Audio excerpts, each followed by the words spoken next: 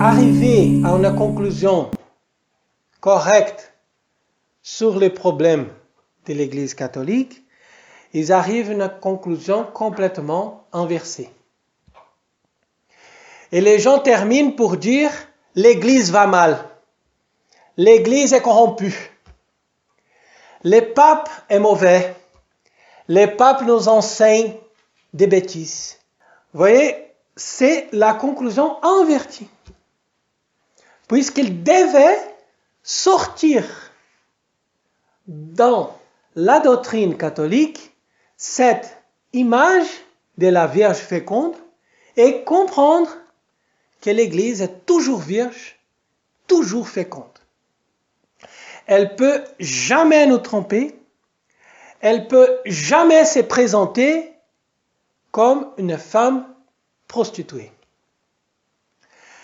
Si vous avez ce regard, vous allez conclure que l'Église ne peut pas tomber dans l'erreur.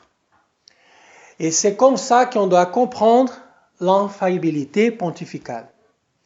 L'infaillibilité pontificale, c'est un privilège de l'Église catholique. Un privilège de la seule Église qui est épouse du Christ. Et dès qu'on a compris ça, tout est facile de comprendre. Parce que là, vous n'allez pas voir une église corrompue, mais vous allez voir une fausse église, une secte qui, dès qu'elle est née, elle était déjà corrompue. Vous n'allez pas voir un pape qui nous enseigne des erreurs, mais vous allez voir un type qui se présente comme pape et qui trompe les gens pour nous faire croire que par l'autorité suprême de l'Église catholique, il faut accepter les plus graves erreurs qu'on peut imaginer. Ils ont essayé toujours d'affaiblir l'autorité pontificale. Mais la même constitution Pastor Aeternus va nous dire que le père du 4e concile de Constantinople, suivant les traces de leurs ancêtres, émirent cette solennelle profession de foi. La condition première du salut est de garder la règle de la foi orthodoxe. On ne peut pas, en effet, négliger la parole de notre Seigneur Jésus-Christ qui dit « Tu es Pierre, et sur cette pierre, je bâtirai mon église. » Cette affirmation se vérifie dans les faits. Dans les faits. Donc c'est les conciles, le premier concile du Vatican qui va dire que cette affirmation se vérifie dans les faits, car la religion catholique a toujours été gardée sans tache dans le siège apostolique. Si on dit que la Vierge Marie est quelqu'un sans tache, on ne peut pas dire qu'elle avait des petits péchés. Vous voyez? C'est impossible, ça c'est contradiction.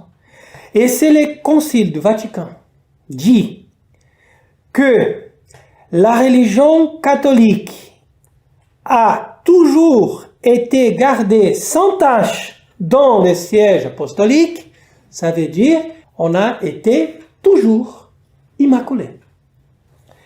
Une autre sentence va nous dire tous les choix sont respectables. Saint Pidis, Fraternité Saint-Pierre, Sed Vacantistes, peu importe. Nous devons lutter ensemble, tous contre le modernisme. Ben écoutez, cette sentence aussi n'a pas de sens, puisque le modernisme, c'est une hérésie, ou sinon c'est un ensemble d'hérésies. Mais si les gens qui sont contre nous gardent l'hérésie de ne pas considérer la infaillibilité pontificale, donc on doit lutter aussi contre ces gens. On ne peut pas lutter que contre les protestants, on ne peut pas lutter que contre les modernistes, on doit lutter toujours contre ceux qui gardent une hérésie. Même s'ils ont une toute petite hérésie, selon Léon XIII, cette petite tâche, elle est encore plus dangereuse que les grosses hérésies que prêchent les protestants. Donc il faut bien remarquer ça.